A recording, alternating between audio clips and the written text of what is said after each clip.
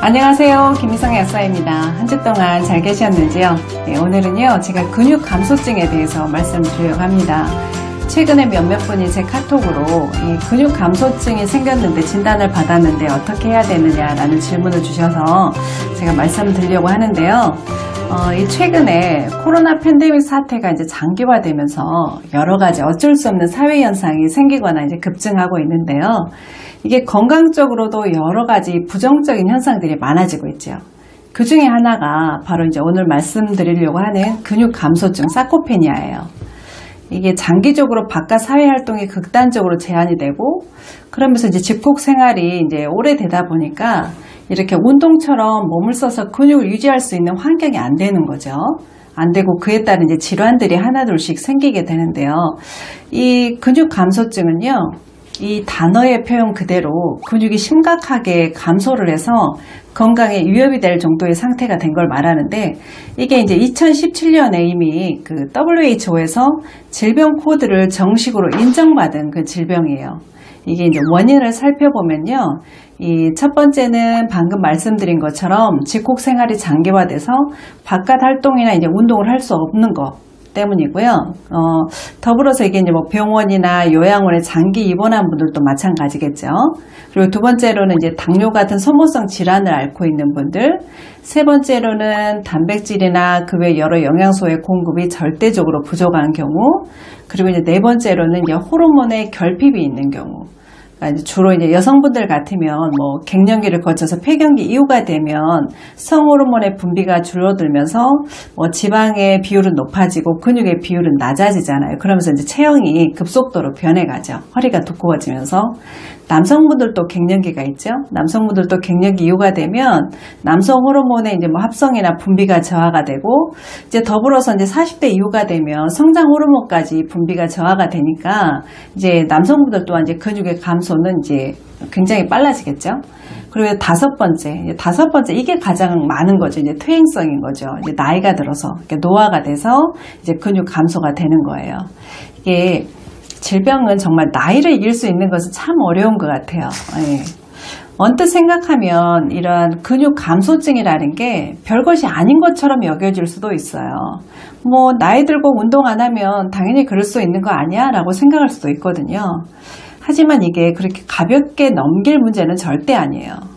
이게 근육이 줄어들게 되면서 같이 따라오게 되는 증상들이 있는데요. 이걸 살펴보면 이게 첫 번째는요, 골다공증이 같이 진행이 될 확률이 아주 많이 높아져요. 제가 방금 말씀드린 이 5가지의 원인들은요, 근육 감소만 시킬 뿐만 아니라 골다공증을 유발하는 또 대표적인 원인이기도 하거든요.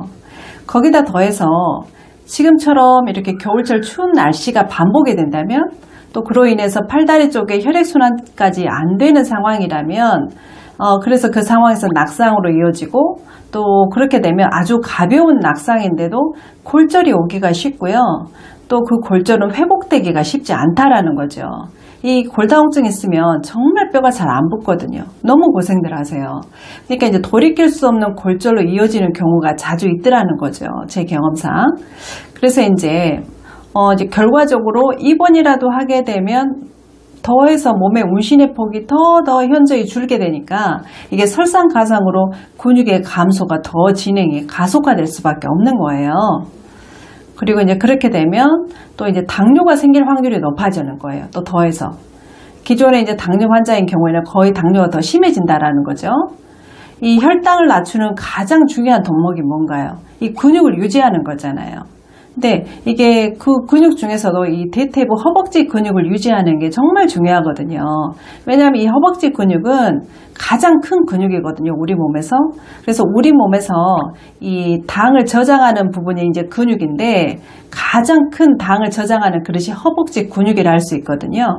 근데 이게 근육이 부실해지면, 그러니까 이게 근육 감소증이 되면 이게 잘 안 된다라는 거죠. 탄수화물, 당을 저장할 수 있는 그런 능률이 근육이 떨어지기 때문에 이게 당뇨가 수치가 훨씬 더 높아질 수밖에 없다라는 거죠. 그래서 병원이나 약국에 가면 매번 그런 말씀 들으시잖아요. 이 혈당 수치, 그러니까 당뇨가 있는 분들은 이 혈당이라는 것은 허벅지 사이즈하고는 반비례한다. 그래서 허벅지 사이즈는 키우고 또 허리 둘레하고는 비례하니까 이 배가 나오지 않게 조심해라, 운동해라, 이런 말 많이 들어보셨을 거예요. 그리고 둘째는요, 이게 두 번째는 팔다리 골격근뿐만 아니라 이게 근육 감소가 되면 내장 근육의 감소도 반드시 동반이 된다라는 게 중요한 거예요. 이 근육의 감소라는 게 골격 근육만 그 선별적으로 감소가 이루어지진 않아요. 뭐 골격근 따로, 뭐 내장근 따로, 이건 아니거든요. 이 사람 인체라는 게. 팔다리 근육이 가늘어지고 늘어지고 처지게 되면 이 내장을 이루는 근육도 마찬가지로 가늘어지고 늘어지고 처지게 된다라는 거예요. 그렇게 되면 우리 몸 내부에서 일어나는 여러 신체 반응을 예측해 볼 수 있겠죠. 예를 들면 내장근의 대표적인 뭐 혈관 근육이나 심장 근육이 늘어지고 가늘어지면 어때요? 당장 혈액순환이 원활하지 않아서 혈류 정체가 오게 되는 거예요. 또 뭐 식도 근육이나 위 근육, 소장 근육, 대장 근육이 약화가 되면 어때요? 당장 역류성 식도염이 올 수 있고 만성 소화불량이 올 수 있고 위하수, 뭐 장하수, 변비가 올 수 있는 거예요. 또 나가서 방광 근육이나 작은 근육, 뭐 직장 근육, 이런 비뇨생식기계 근육이나 인대가 약화가 되면 어때요? 그런 또 해당 장기들이 아래로 처지게 되는 하수 증세가 올 수 있는 거예요. 뭐 자궁하수, 방광하수, 뭐 직장 내 치질, 이런 게 올 수 있는 거예요. 이렇게 내장 장기의 기능들도 다 단백질로 이루어져 있기 때문에 이런 부분에 근육이 감소하게 되면 결국 이런 내장 기능의 부전의 모습을 띠는 쪽으로 갈 수 있다라는 거 이제 중요하고요. 그리고 이제 세 번째로는요. 이렇게 더불어서 단백질이 부족해지면 근육 감소도 오지만 또 더해서 어때요? 우리 몸에 체압도 낮아지게 돼요. 이 혈관에는 혈압이라는 게 있죠. 그래서 혈압이 꾸준하게 유지가 돼야 되는 것처럼 우리 몸의 전체에 체압이라는 게 있는데 이 체압도 유지가 돼야 돼요.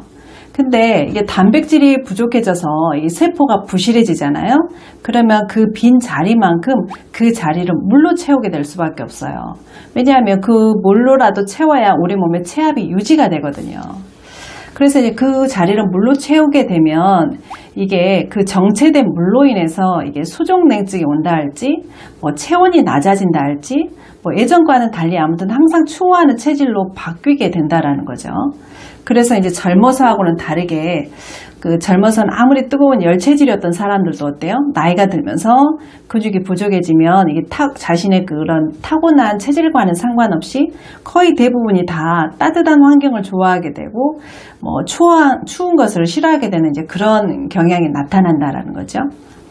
그리고 이제 이 고이게 되는 물은 어때요? 물의 성격은 무겁잖아요. 이제 무겁다 보니까, 그리고 우리가 이제 직립보행을 하는 인간이고요. 그래서 이 무거운 물은 주로 아래쪽에 가서 고이게 돼요.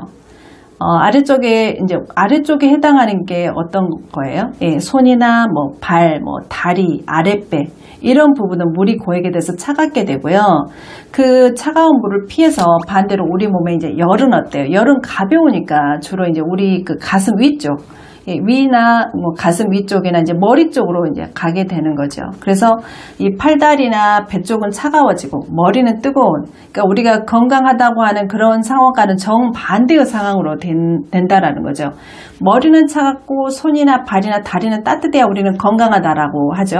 근데 이게 역행이 되는 그런 상황이 된다라는 거예요. 이게 이게 단백질이 부실해지면 이렇게 근육 감소가 되면 우리가 예상한 것보다도 훨씬 더 많은 여러 신체 전반에 걸쳐서 이제 악영향을 끼친다는 것을 이제 말씀드리고 싶은 이제 그런 시간이었어요.